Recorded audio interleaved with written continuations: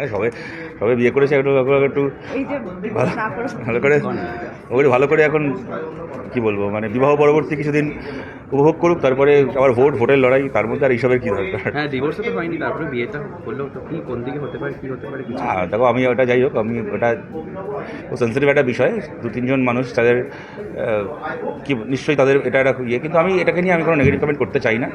যেটা তুমি বললে সেটা আমরা শুনলাম, আমি দেখলাম গতকাল হিরণদার যিনি প্রাক্তন স্ত্রী বা যাই হোক স্ত্রী, তিনি বলেছেন, যদি এটা সত্যি হয়ে থাকে সেটা খুবই আনফর্চুনেট। নিশ্চয়ই তার জন্য আইন আছে আমাদের দেশে এবং সব কিছু রয়েছে। সো আই হোপ হিরণদা would also come clean on this.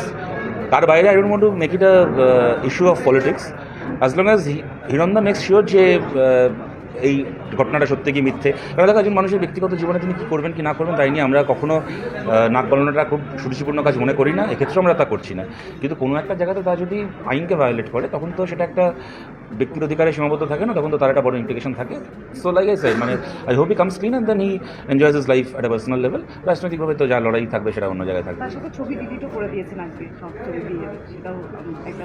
তো আগে তৃণমূল করতে যখন বিজেপিতে গেলেন, তৃণমূল করার ছবি ডিলিট করে দিয়েছিল, সে কী আছে। ওই জন্য তো বলে যে ভাবিয়া করিও কাজ করিয়া ভাবিও না, কিছু ছবি পোস্ট করার আগে একটু ভাবে না কেন কে জানে, সে যে ছবিই হোক না কেন।